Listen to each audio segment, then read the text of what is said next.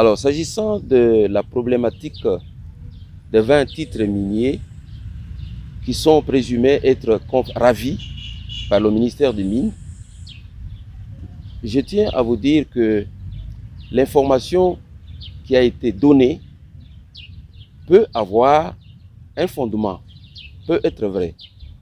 Mais la manière dont l'information a été donnée, c'est ce que je voudrais fustiger d'abord. Parce que la rédaction des B1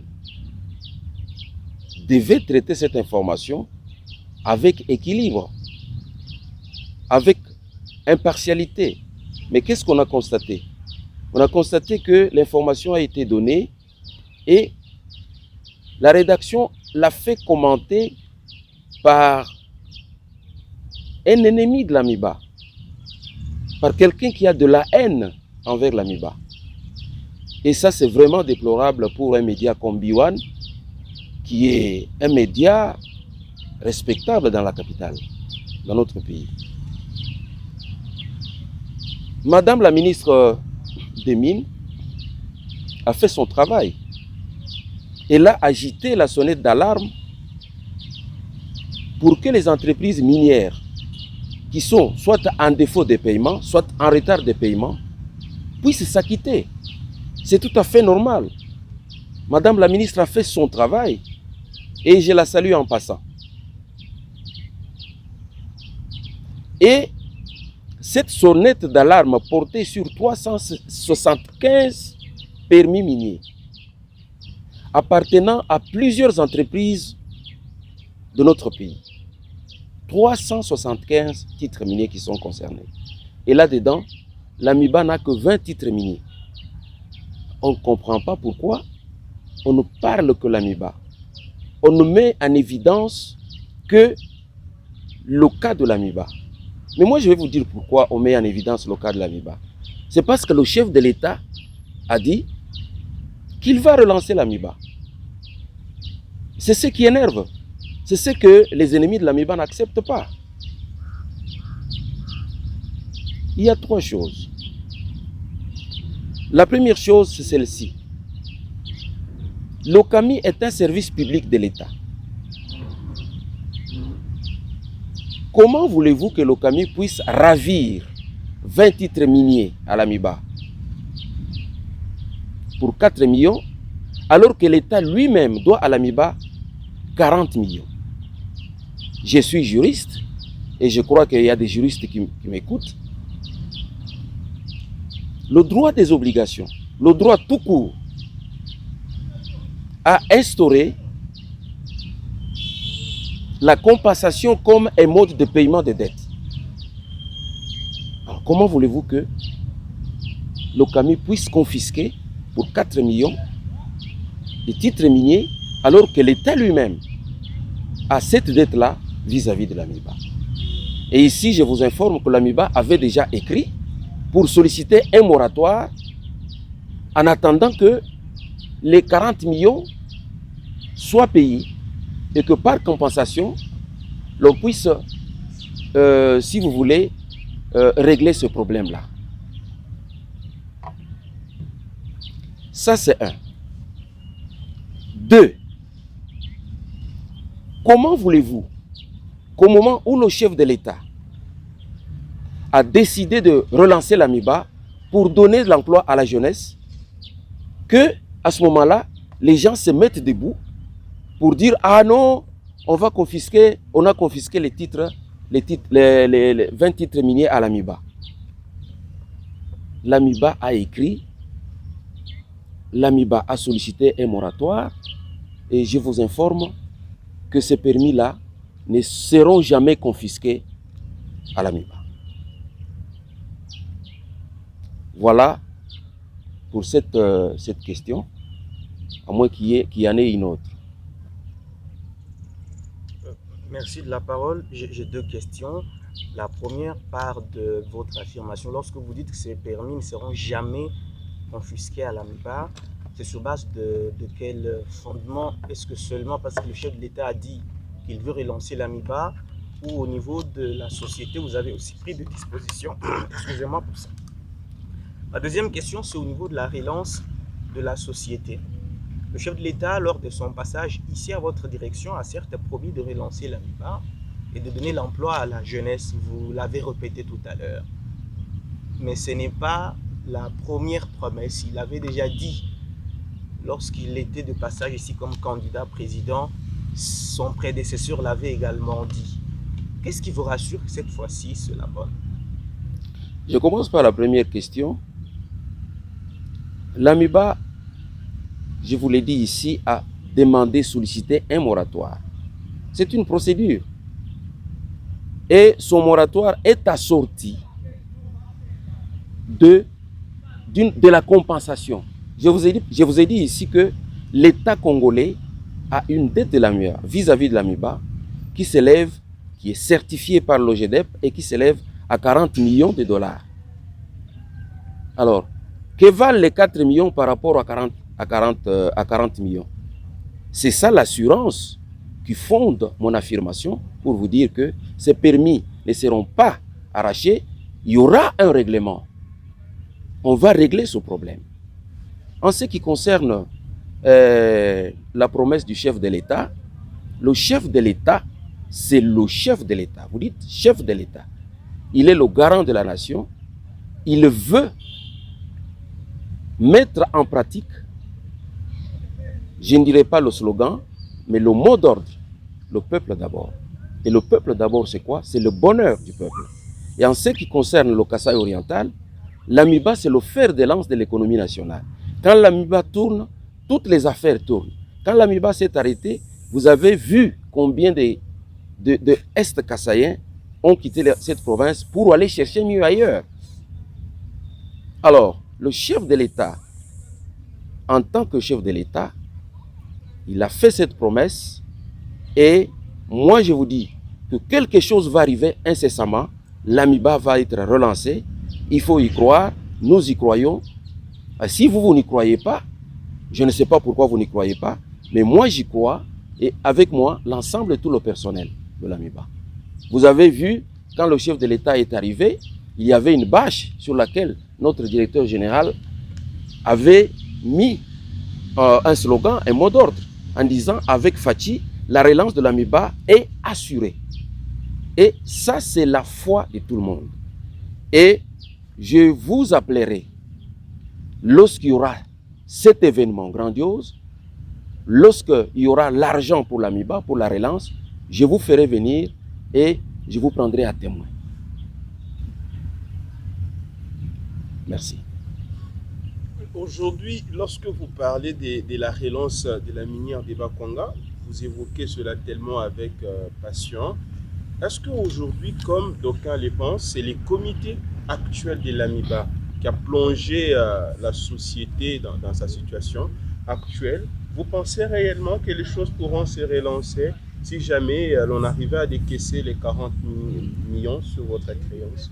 Je ne sais pas pourquoi vous dites que c'est le comité actuel qui a plongé l'AMIBA dans la crise. La crise de l'AMIBA remonte à, je peux dire, à une vingtaine d'années. Quand vous prenez par exemple 2012 à 2008, l'année à laquelle l'AMIBA s'est arrêtée, l'AMIBA produisait chaque mois 8 millions de dollars de recettes. 2002 ou 2012? Non, 2000. De 2000 à 2008, l'AMIBA il y avait beaucoup d'argent au sein de l'AMIBA. Et on n'avait jamais payé les droits superficiels. Ça n'était pas payé. Pourtant, il y avait de l'argent. Il y avait les signing fees.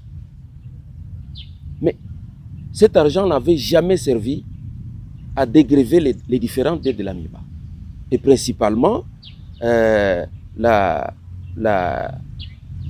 cotisations sociales des travailleurs à l'ex-INSS, actuellement CNSS, ce n'était pas payé pour permettre aux travailleurs d'être à l'aise.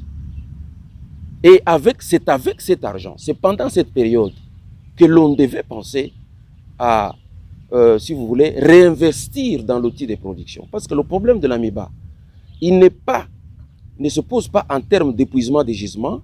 Le problème de l'AMIBA se pose en termes de moyens techniques, de logistique pour pouvoir exploiter. Et vous avez vu à quel rythme tout ça a été érodé. Donc ce n'est pas le comité actuel qui est à la base. Qu'est-ce que le comité actuel a reçu comme argent? Les 5 millions de dollars qui ont été donnés ont servi à la paye du personnel. Les 5 millions de dollars ont servi à l'achat de quelques outils de production. Et c'est la conséquence de tout ça, c'est la paix sociale que nous vivons aujourd'hui.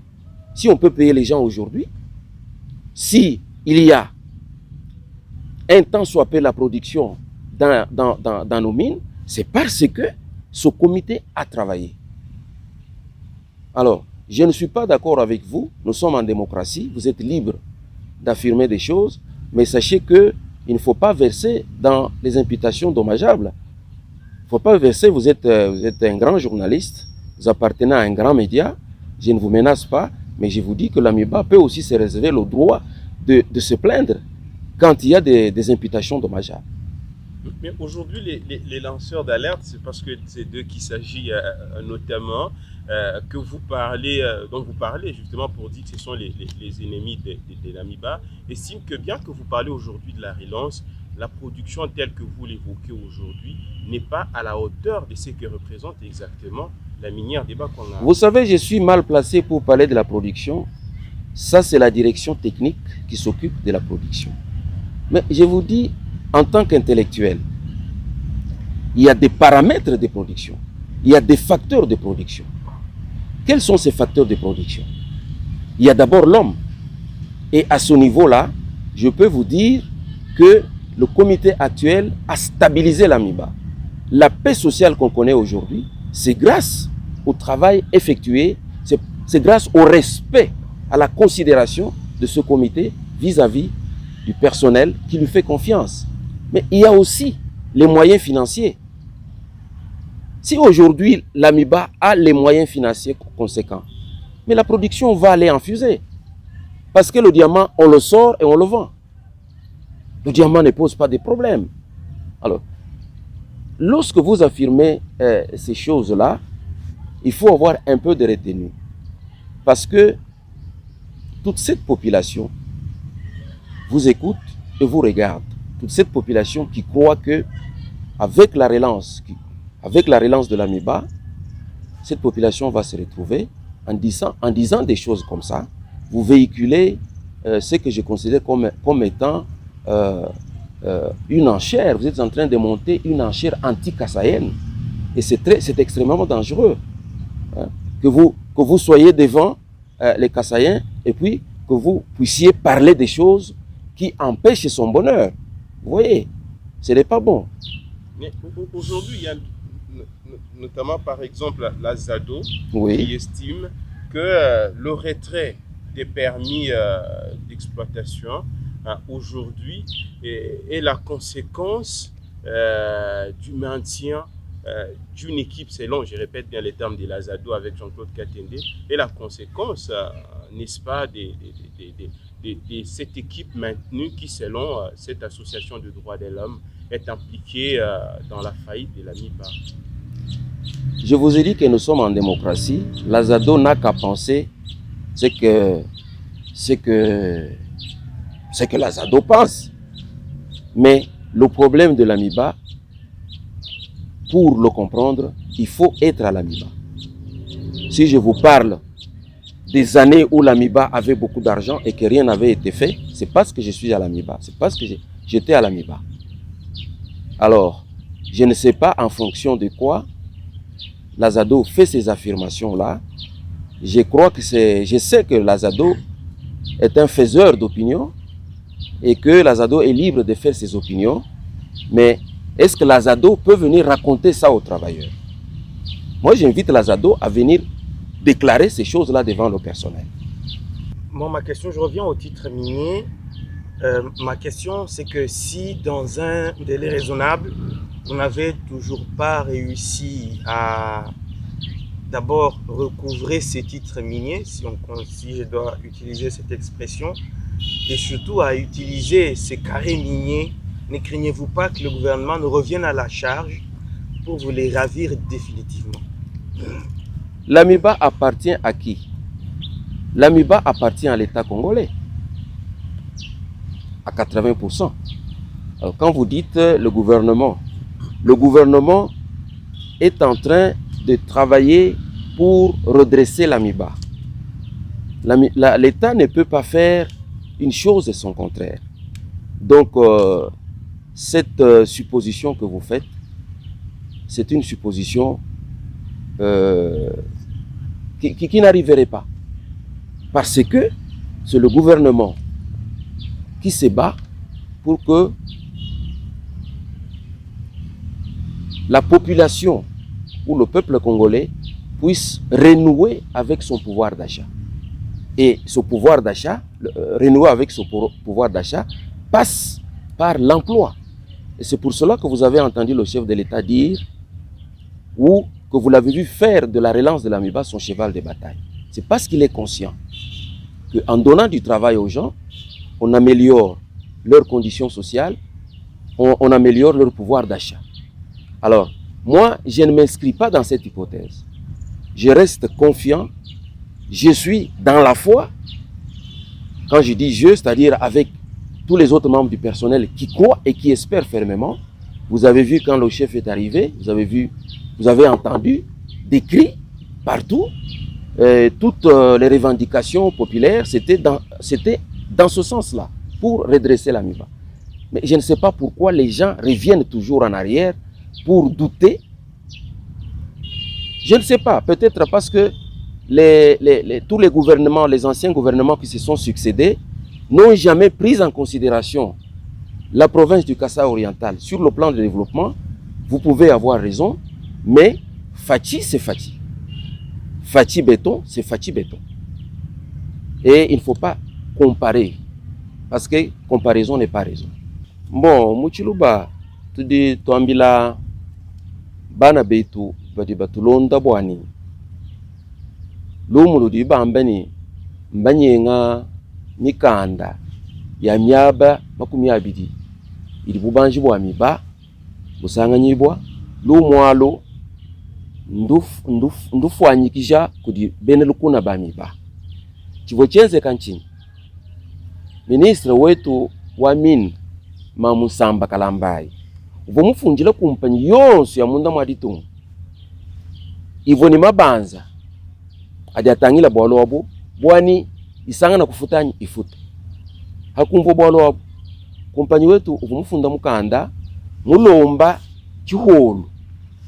Bwani, mula matati ni franga yetu milion makumianayi. Milion inu nuke bakutu nyengela mikanda idi inayi. Naku, indi lahi hadi batufuta franga kudi mula matati, na kutetu mwana bakushika shidi banzadi yanyi. Chintu chili chenze kachimanyika chita bijibu.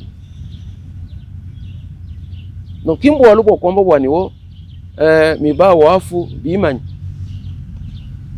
Nenu batangile bindi dimbi, nenu mwani baleja Massif 1 kudi bene lukun. Baleja Massif 1 benza commentaire Michel Chilangani. Kadi Massif 1 kina mu titre minier anyi mikandai makumi abitito. Kadi mona wakuleja lungi nyilo wabulwani. Badini lukinu nibina Kasai. Badini lukinu nibina miba. Badi bangata bindi nimbi abateka. Sumbo wakuleja wakulomba bwani banyenga miba kadi kaba kunyenga miba mikanda ito.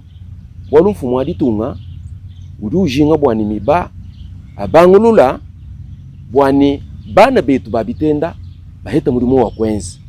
Bwani Kasai kakumbana tuhingana mwetu mutu vakala. Limanyi ni kimeye meke samba na wakwamba muchilo.